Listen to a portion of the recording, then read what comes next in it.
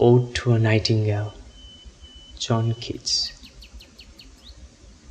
My heart aches, and a drowsy numbness pains my sense, as though of hemlock I had drunk, or emptied some dull opiate to the drains 1 minute past and leadwards had sunk.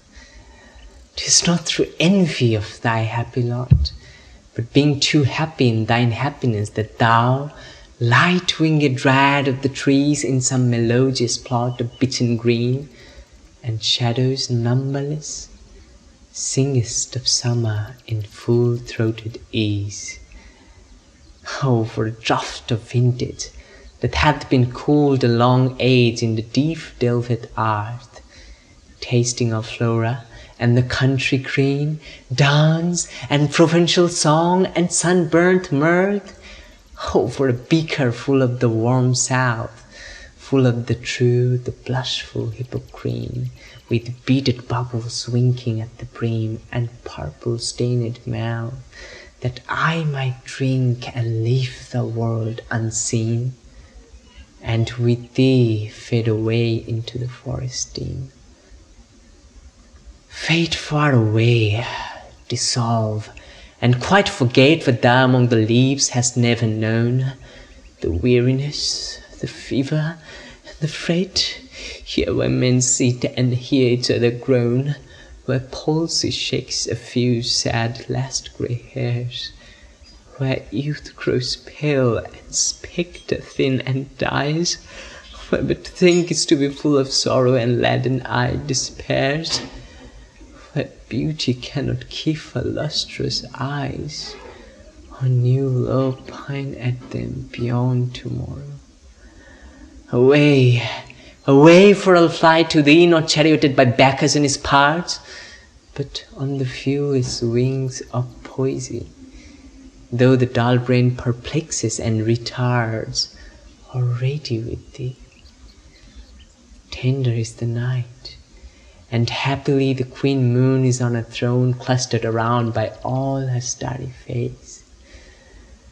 But here there is no light, save what from heaven is with the breezes blown through verdurous glooms and winding mossy ways. I cannot see what flowers are at my feet, nor what soft incense hangs upon the boughs, but in embalmed darkness guess each sweet wherewith the seasonable month endows the grass, the thicket, and the fruit tree wild, white hawthorn, and the pastoral eglantine, fast fading violets covered up in leaves, and mid-May's eldest child, the coming musk rose full of dewy wine, the murmurous haunt of flies on summer eves. Darkling I listen, and for many a time I have been half in love with easeful death, called him soft names in many amused rhyme, to take into the air my quiet breath. Now more than ever seems it rich to die, to seize upon the midnight with no pain, while thou art pouring forth thy soul abroad in such an ecstasy. Still wouldst thou sing, and I have years in vain, to thy high requiem become a sod. Thou wast not born for death, immortal bird. No hungry generations tread thee down. The voice I heard this passing night was heard in ancient days by emperor and clown. Perhaps the self-same song that found a path through the sad heart of Ruth, when sick for home she stood in tears amid the alien corn. The same that oft-times had charmed magic casements, opening on the foam of perilous seas, in fairy lands forlorn. Forlorn.